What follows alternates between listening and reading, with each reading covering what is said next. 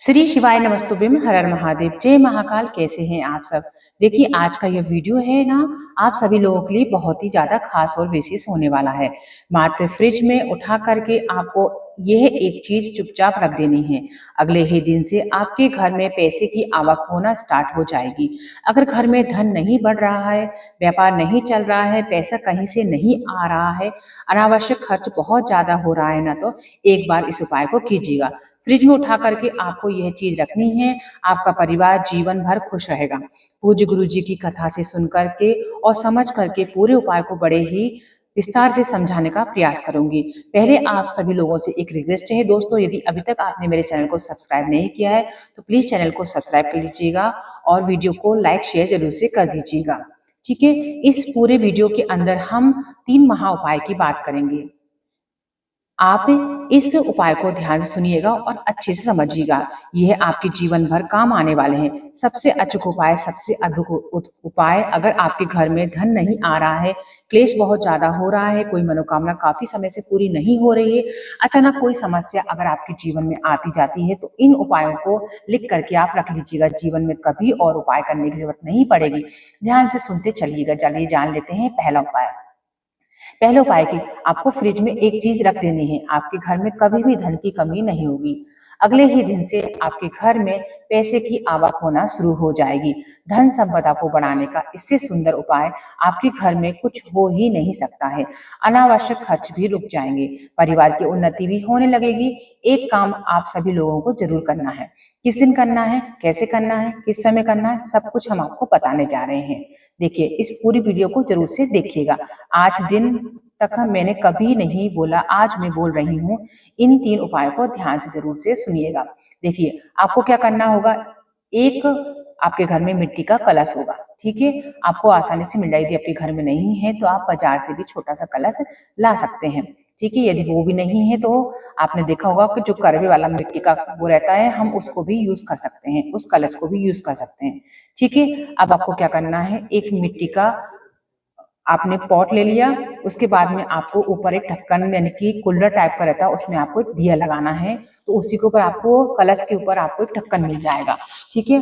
अब आपको क्या लेना है, अलग से आपको दूध चाहिएगा, वो भी गाय का शुद्ध आपको घी चाहिए। पहले नंबर आपको चाहिए है कलश चाहिए, मिट्टी वाला ढक्कन वाला चाहिए। दूसरा आपको कच्चा दूध लेना है। कितना लेना है, थोड़ी सी मात्रा में आपको लेना है, ठीक है। आपको क्या करना है, इस कलश के अंदर ना तो आपको जल भरना है, ना ही कुछ और भरना है।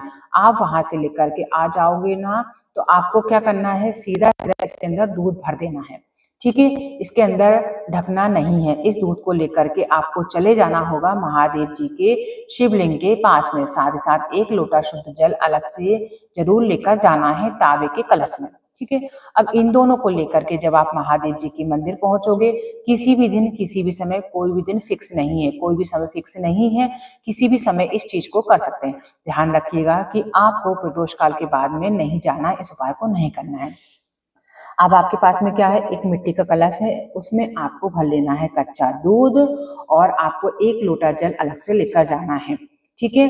अब क्या करना है, यहाँ पर आप शिवालय पहुंचोगे, उत्तर दिशा की ओर तरफ आपको मुंह करके खड़ा हो जाना है। दोनों हाथों में उस दूध वाले कलश को लेकर के, मिट्टी का जो कलश है ना, उस वाले कलश को लेकर के दोनों हाथों में लेकर अपना नाम और गोत्र बोल करके महादेव जी की शिवलिंग के ठीक ऊपर आपको दूध समर्पित कर देना है। ओम नमः शिवाय, श्री शिवाय नमस्तुभ्यम मंत्र या पंचाक्षरी मंत्र या साक्षरी मंत्र का स्मरण करते हुए दूधेश्वर महादेव के नाम से, किनके नाम से, दूधेश्वर महादेव के नाम से आपको ये दूध समर्पित कर देना है, ठीक है। अब जो दूध बहता बहता जलाधारी से नीचे आएगा, तो आपको उसी मिट्टी के जो कलश लेकर आए उसी में आपको थोड़ा सा जल आपको एकत्रित कर लेना है, यानी कि दूध आपको भर लेना है कलश के अंदर, ठीक है। अब इसको रख देना है आपको साइड में। अब आपके पास में जो 1 लोटा शुद्ध जल है, बाबा की शिवलिंग पर आपको ओम नमः शिवाय नमस्तुभ्यम का स्मरण करते हुए बस इतना सा आपको काम करना है।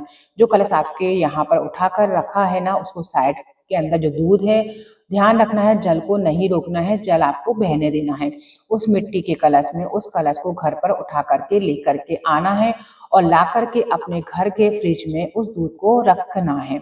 उस दूध को ना तो गर्म करना है और ना ही कुछ करना है, सीधे अपने फ्रिज में ला करके उसको रख देना है, ठीक है। उसे कोई उठाए नहीं और उसे किसी कोई भी काम यूज में ना ले। आपके घर में धन की आवक होना स्टार्ट हो जाएगी और इस उपाय को आप जरूर से करें क्योंकि ये धन प्राप्ति उपाय है और आपका फिजूल वाला जो खर्च है वो भी दूर हो जाएगा। 7 दिन के अंदर ही अंदर आपको धन आगमन के रास्ते खुल जाएंगे। 1 हफ्ता भी नहीं होगा, आपके घर में आपको फर्क देखने को मिलेगा। ये अद्भुत और चमत्कारी उपाय है। इस उपाय को पूज्य गुरु जी ने धन प्राप्ति के लिए विशेष करके बताया है।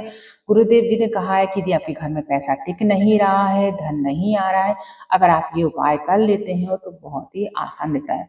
चलिए अब हम जान लेते हैं दूसरा उपाय जो कि हमें किस प्रकार से करना है। पूज्य गुरु जी ने दूसरा उपाय भी धन प्राप्ति के लिए बताया है। इस तरह से आपको एक लेना है कच्चा सूत। ठीक है, कच्चे सूत लेना है आपको। ये आसानी से कहीं भी पूजा वाली दुकान पर आपको मिल जाएगा। ठीक है, अब उस कच्चे सूत को लेकर के आपको डुबो लेना है जल में। थोड़ा सा गीला करना है जिससे क्या होगा कि वो थोड़ा सा गीला हो जाएगा। अब उस जल में आपको क्या करना है, थोड़ा सा आपको केसर वाला जल मिला लेना है। तो वो जब आप धागा उसमें डालेंगे तो वो पीले रंग का हो जाएगा। अब इस धागे में आपको एक लंबा धागा बना लेना है। ठीक है, 3 4 5 करके आपको 7 बार इसको लपेट लेना है। अब इतना मोटा कर लेना है कि महादेव जी की शिवलिंग के बीचों बीच में यहाँ पर आ जाए। ठीक है, आपने एक कच्चा सूत लिया, उसको आपने केसर में भिगो लिया तो पीले रंग का हो गया। उसको आप लपेट लीजिए और एक गोल आकृति बना लीजिए। अब शिवालय पहुंच जाइएगा। शिवालय पहुंचने के बाद में आपको अपना नाम और गोत्र बोलकर महादेव जी की शिवलिंग पर आपको जो केसर वाला धागा लेके गए हैं, कच्चा सूत लेके गए, महादेव जी को पिना दीजिएगा। यानी कि शिवलिंग के ऊपर से आप डालेंगे तो वो माता पार्वती जी के हस्तकमल पर आ जाएगा। अब इसके बाद में आपको 1 लोटा शुद्ध जल वहां पर चढ़ा देना है। फिर इस धागे को कुछ देर उठाकर अपने पास में रख लीजिएगा और वहां पर आपको 11 बार श्री शिवाय नमस्तुभ्यम बोलकर इस धागे को अपने घर ले आइएगा। ये उपाय आपको करना है। ठीक है, चलिए हम तीसरा उपाय जान लेते हैं।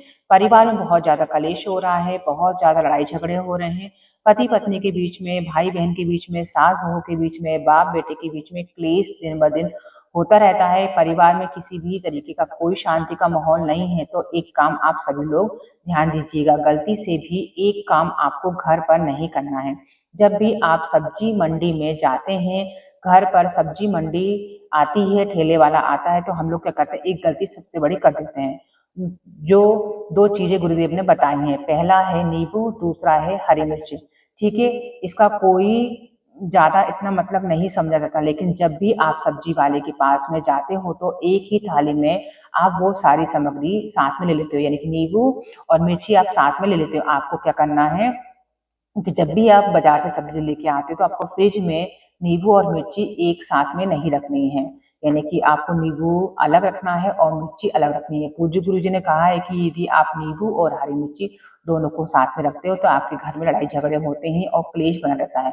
तो सदैव आपको ध्यान रखना है कि आपको घर में लक्ष्मी जी की प्राप्ति चाहिए, लक्ष्मी आपके घर में रुके, घर में लड़ाई झगड़ा ना हो, सब कुछ अच्छा चलता रहे। तो आप नींबू और मिर्ची को फ्रिज में अलग अलग स्थान पर रखें। ठीक है, दुकान वाला भी आपको देता है तो उससे भी कहिए कि भाई दोनों पन्नी में हमको अलग अलग नींबू और मिर्ची दे दे। इस बात का आपको ध्यान रखना है, बस इतना ही आपको करना है। 2 चीजें आपको फ्रिज में रखनी है और दोनों चीजों को आपको ध्यान से रखना है। आपको हमने इस वीडियो में 3 उपाय बताए हैं जो कि बहुत ही अच्छे और सरल उपाय थे। पहला उपाय जो कि एक मिट्टी वाला कलश है, उसमें आपको दूध लेना है। दूसरा उपाय आपका हो गया कच्चे सूद वाला और तीसरा उपाय होगा नींबू मिर्ची वाला हो गया। 3 उपाय बहुत ही बढ़िया है। इन उपाय में से कोई भी उपाय आप कर लेते हैं तो आपको धन की प्राप्ति अवश्य होगी। दोस्तों आज के लिए बस इतना ही। हर हर महादेव, श्री शिवाय नमस्तुभ्यम।